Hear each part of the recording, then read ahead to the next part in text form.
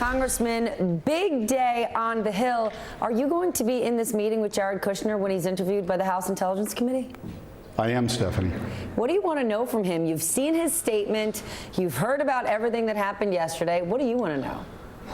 I guess I'd like to know how he can look the American public in the eye and either himself or through his lawyers maintain there's been no collusion, given the fact pattern here, given the fact that he had 4 meetings which he failed to report with various Russians, including with the Russian ambassador, including with the CEO of a sanctioned Russian bank, including with a Russian government lawyer and money launderer. I guess I'd like to know why it is he thinks he can keep changing his security application, the standard Form 86. Not once, not twice, but according to open sources, 3 times. How often does he think he can do this? Frankly, I think he feels like he's on one of his father-in-law's golf courses and he gets a mulligan on every single hole.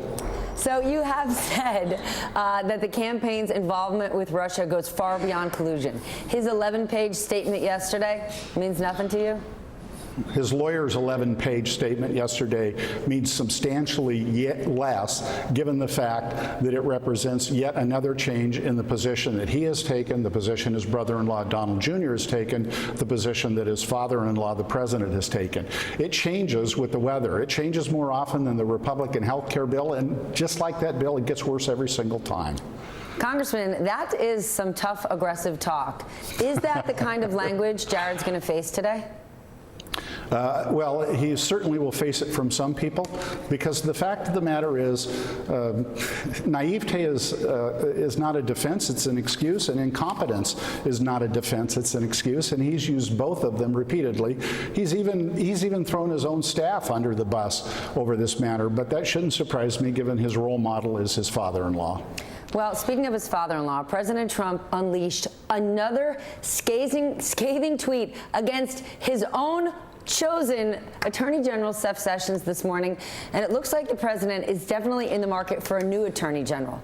If President Trump fires Sessions or Sessions resigns, what kind of impact is that going to have on the Russia investigation? We will be very, very close to what I have predicted we were heading toward all along, and that's a constitutional crisis. But even in the midst of that, I want to remind people that there are parts of this great republic that are working.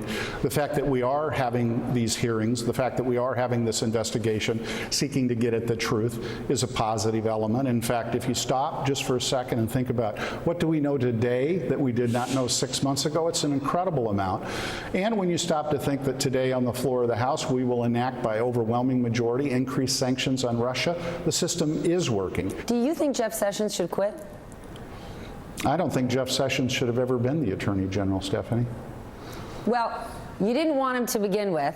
Your next best bet could be Rudy Giuliani. The president is clearly shaming, bullying him, terrorizing him via Twitter. What do you think he should do? What would you do if you were Jeff Sessions? So first of all, Stephanie, in what world does that management style of shaming and bullying your own people, the people whose job it is to help you be successful, work? I've had the privilege to lead organizations, some of which were pretty large.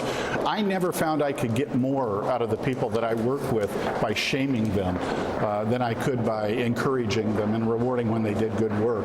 So I suppose the question you're asking is it better the devil we know than the devil we don't?